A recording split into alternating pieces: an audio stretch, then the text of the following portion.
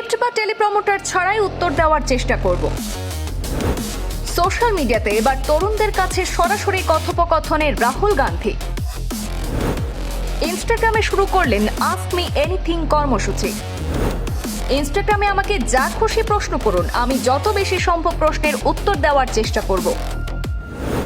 Script এবং টেলিপ্রমোটার প্রসঙ্গ তুলে কাকে ইঙ্গিত করলেন লোকসভার বিরোধী দলনেতা? ইনস্টাগ্রামে আস্ক মি এনিথিং শুরু করে শিক্ষার্থী এবং জেন জি প্রজন্মকে সরাসরি প্রশ্ন করার আমন্ত্রণ জানিয়েছেন রাহুল গান্ধী।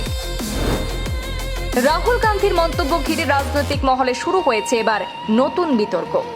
নিট বিতর্কের আবহে এবার তরুণদের সঙ্গে সরাসরি যোগাযোগ বাড়াতে নতুন উদ্যোগ নিলেন লোকসভার বিরোধী দলনেতা রাহুল গান্ধী। ইনস্টাগ্রামে শুরু করলেন আস্ক মি এনিথিং, আর সেই ঘোষণার সঙ্গেই স্ক্রিপ্ট এবং টেলিপ্রমোটার প্রসঙ্গ তুলে দিলেন এক তাৎপর্যপূর্ণ বক্তব্য।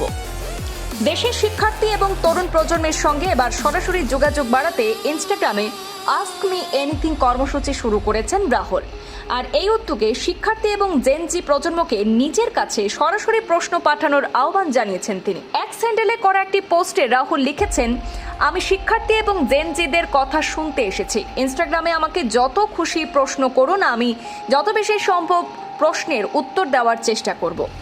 এর সঙ্গে তিনি নিজের ইনস্টাগ্রাম স্টোরির একটি লিঙ্কও শেয়ার করেছেন, যেখানে প্রশ্ন জমা দেওয়া যাবে। আর এই উদ্যোগ এমন এক সময় সামনে এলো যখন নিট সহ বিভিন্ন শিক্ষাগত ইস্যু নিয়ে তরুণদের মধ্যে আলোচনা তীব্র।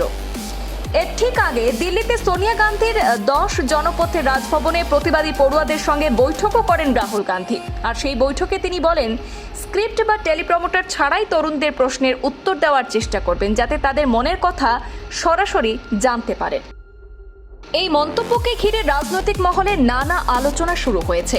উল্লেখযোগ্য বিষয় হলো, রাহুল গান্ধী তার বক্তব্যে কারো নাম উল্লেখ করেননি। তবে স্ক্রিপ্ট এবং টেলিপ্রমোটার প্রসঙ্গ তোলাকে রাজনৈতিক মহলের একাংশ প্রধানমন্ত্রী নরেন্দ্র মোদীকে উদ্দেশ্য করেই করা মন্তব্য হিসাবে ব্যাখ্যা করছেন।